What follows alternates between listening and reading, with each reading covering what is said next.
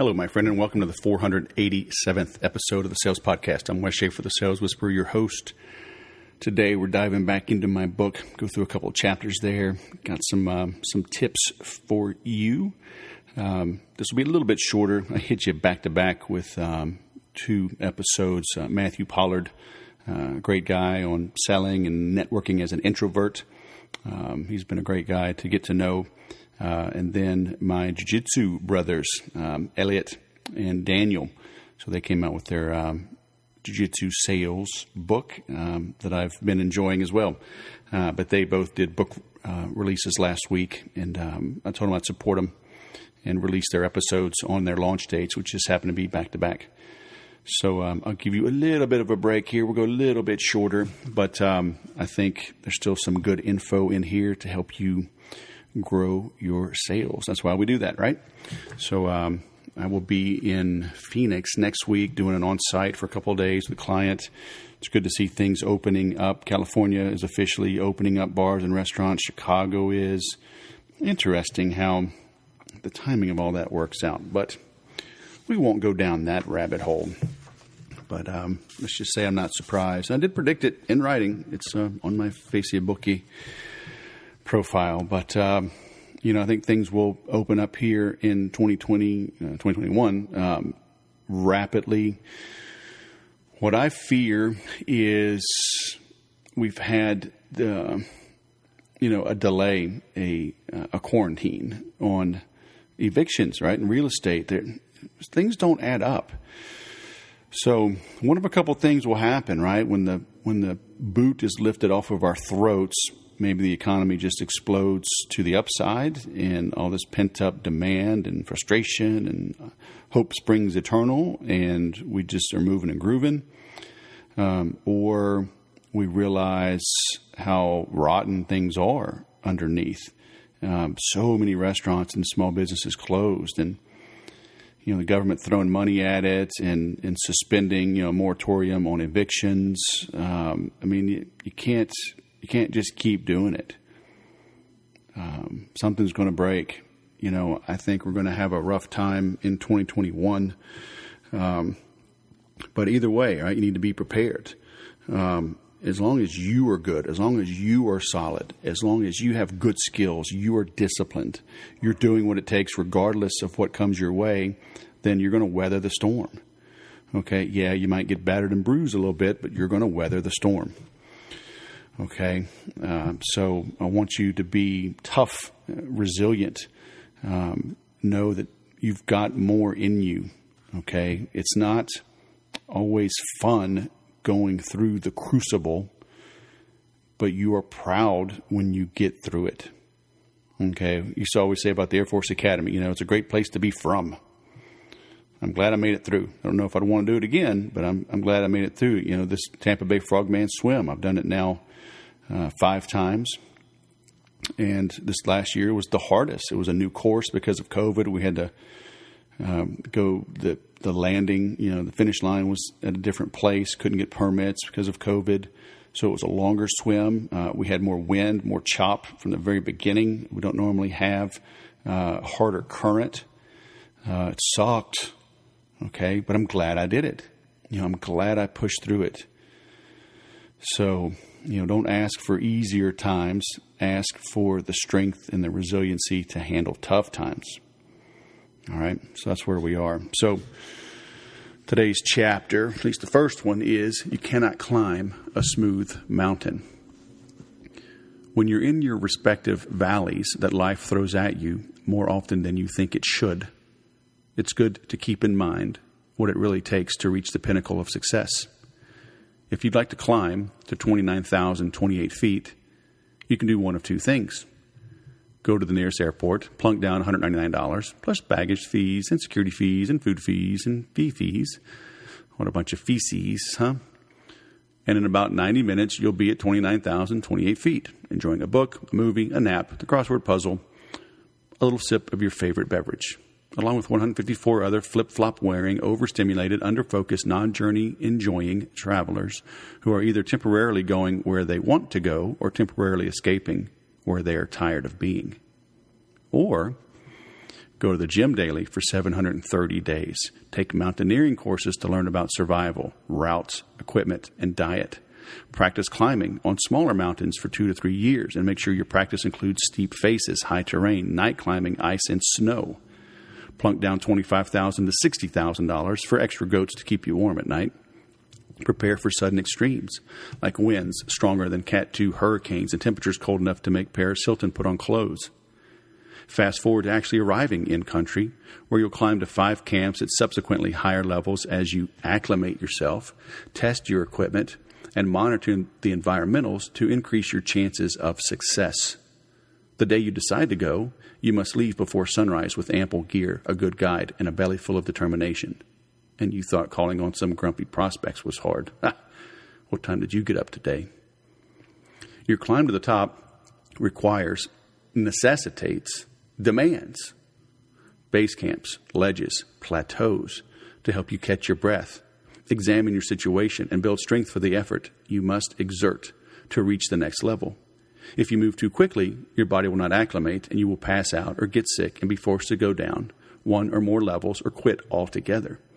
If you move too slowly, bad weather can strike and force you down or kill you, or you'll run out of money and supplies, which will force you to quit. See the similarities to reaching your business goals?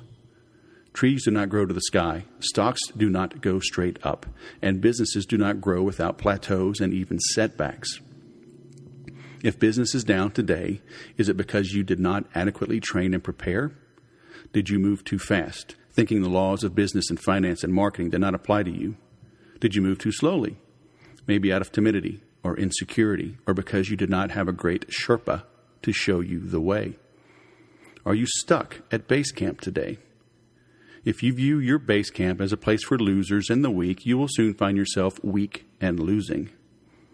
Conversely, if you view them as places of rest and planning that empower you to prepare for the exciting opportunities ahead, you will not only enjoy the journey, you will most assuredly reach your summit. Any fool that's collected aluminum cans for a few weeks can afford an $89 plane ticket to get a Coke and a smile and some honey-roasted peanuts while perusing Sky Mall magazine. Real adventurers take the road less traveled and see the jagged edges and plateaus as toeholds in places of rejuvenation.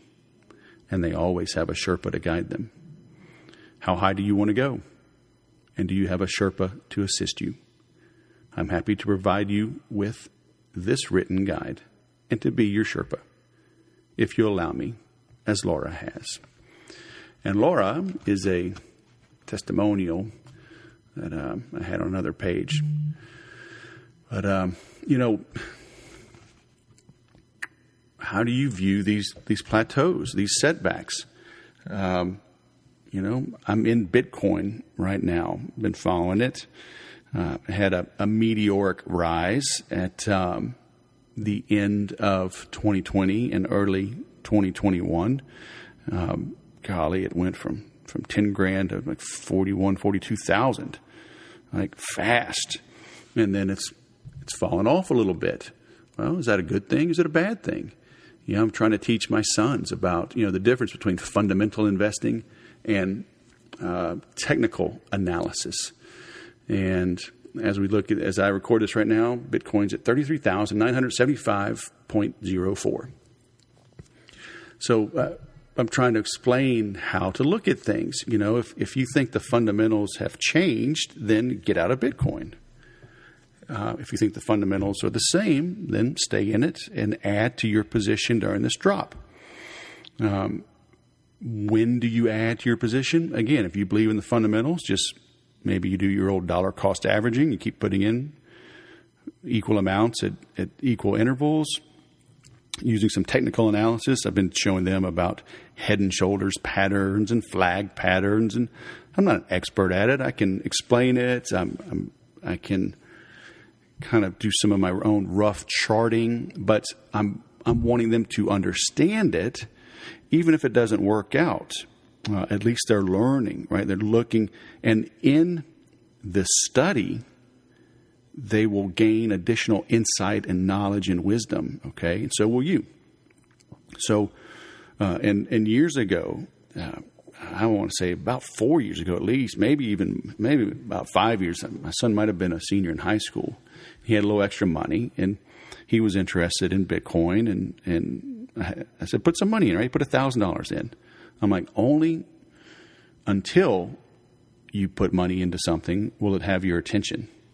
Okay, because it's different. Investing, doing things on paper, it's far different than doing things with real money. And so he kind of paid attention. Then it went way up. Then it kind of crashed, and then it was just sitting there. It was kind of nagging him. And I remember back in October, it had kind of gone up back to where he had broken even. He said, "Hey, should I sell?" I said, "Do you need the money?" Right? I knew he didn't need the money.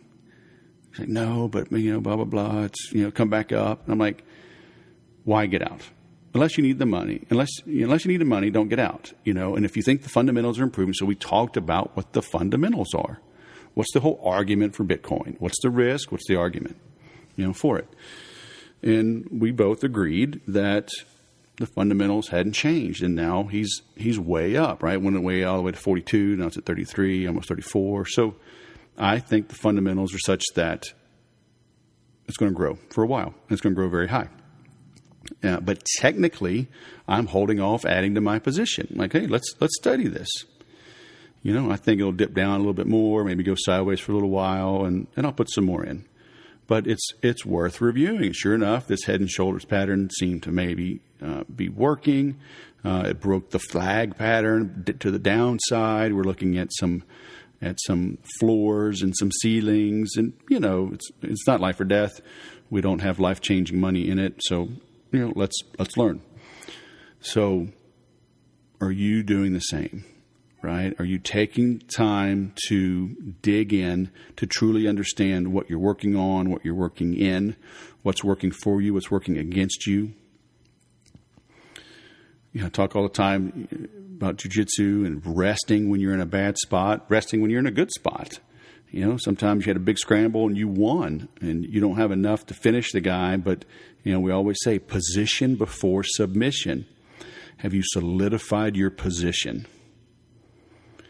Even if you're in a good spot, you can ruin it by acting too abruptly, being cocky, being too overconfident.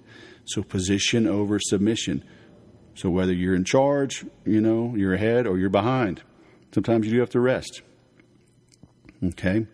Use these plateaus. That's your toe hold. That's your base camp. Okay? Resting is not foolish. Quite often you need to rest. Okay? And that'll help you with the sprint. So, moving on. Is coffee really for closers? Put that coffee down. Coffee's for closers only. What an unfortunate line. It was uttered with great effect and impact by Alec Baldwin, who played a tough-nosed sales manager in the 1992 movie Glengarry Glen Ross.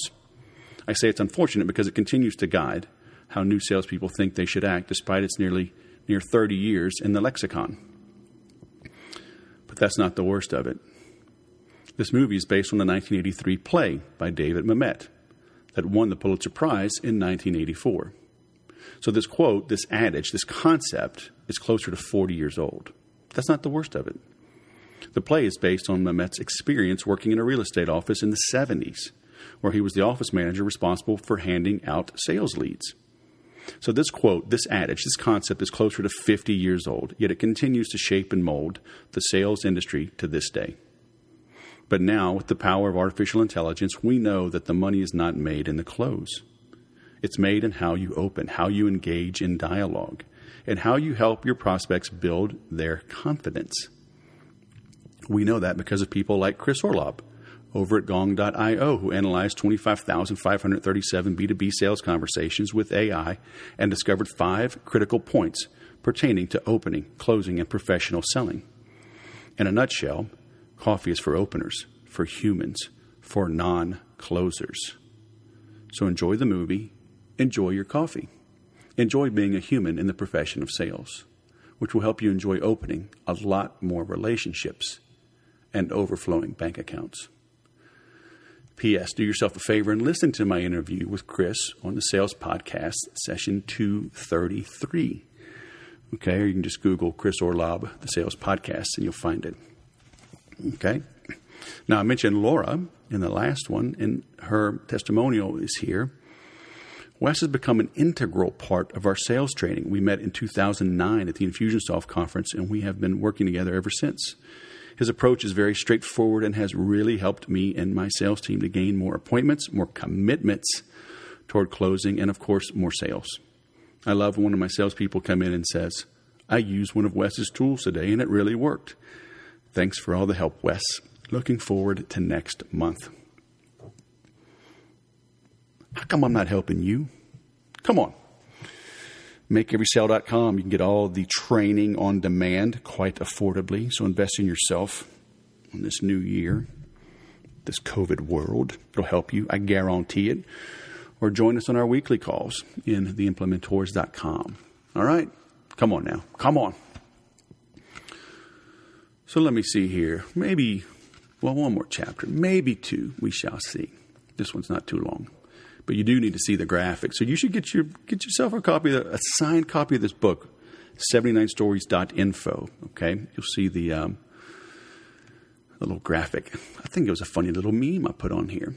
But anyway, this one is called The New ABCs of Selling. Alec Baldwin made another sales saying infamous in Glengarry Glen Ross when he flipped over his chalkboard to reveal two acronyms on sales, with the first being A, B, C. A, always. B, B. C, closing. Always be closing. Always be closing. But as evidence-based research has shown us, thanks to people like Chris Orlob and his team at Gong.io, this is not how to make every sale. This is why I say there is a new set of ABCs when it comes to professional selling today. And they include always be concise. Your prospects have information. What they need is knowledge, wisdom, answers. Help them find their own truth as it pertains to their needs, timelines, abilities, and budget by giving answers they can understand and engaging them with questions they're too inexperienced to even ask. Always be courteous. Does this even need explaining? To be honest, this is for me more than it is for you. I can lose my cool when I'm dealing with those who are controlling, narcissistic, or who hide their inability to invest with me by being overly analytical or critical. But I digress. Always be curious. Curiosity may kill cats, but not knowing all the facts kills deals, which kills the careers of thousands of careless, overly confident salespeople every year. In fact, assumption malfunction is number 4 of the 7 deadly sins of selling. If you don't know something, ask or update your resume. Always be confident. Regardless your industry, you are selling confidence. Your prospects are swamped with data. They need you to let them know they are making the right decision. So know your stuff. Know yourself. Know how to conduct yourself in every sales encounter. That takes practice. That's what you will learn in the Make Every Sale community. Join today at MakeEverySale.com. Always be connecting. If you know the right people and the right people know you, you won't have to make cold calls or waste time and money on marketing campaigns that are too complex to be effective. Get out and get known. Always be calm. C, always be confident. Always be cautious. A deal is not a deal until the order is placed and the check has cleared the bank. Being optimistic is fine, as long as you're cautiously optimistic.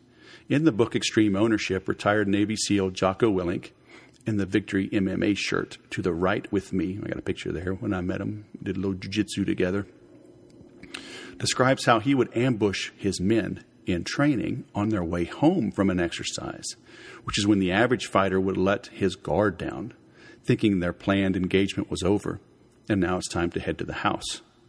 Your deal can die at any time, even after the order is placed, so stay cautious. Master these ABCs of selling, and you'll then be ready for the new ABCDEs of selling, which begin in the next episode, which I will hold off on doing. I've got to get ready myself for a little jiu-jitsu, got to finish some writing, some things I'm working on, got to get this to the team to get published and put out there. But look, a lot of good advice in there, right? Short, simple, sweet. Jot those down. What are your ABCs of selling? Closing is overrated. So figure out how you can adjust and apply these new ABCs of selling. If you need help, if you've got a team, if you're worried about what's coming in 2021, if you're optimistic about what's coming in 2021, right? Either way, you got to optimize the team. Let's talk. I'll come see you. We can do it virtually, whatever. I'll help your team.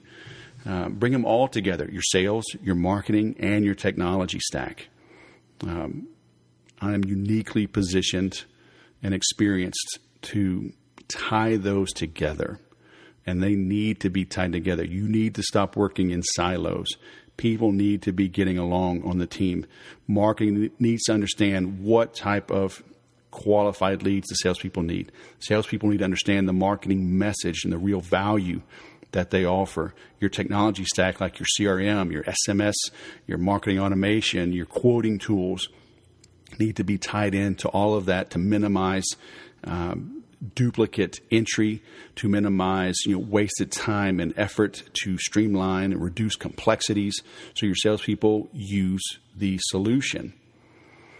That gets into sales enablement, which is getting the right tools from the marketing team to the salespeople. It gets into your sales cadence, right? The playbook, what steps are taken and when. How are you reaching out? Multimedia, multi-step, phone calls, physical mail, SMS, social media, email, voice broadcasts. Okay, they all have a place. So if you're struggling with that, if you're questioning it, if you just want a second set of eyes, let me know. All right, that is what I do, along with the group training and on-demand training. So just go to thesaleswhisperer.com, contact us, pick a time, and we will talk. Thanks for listening. I'll go sell something.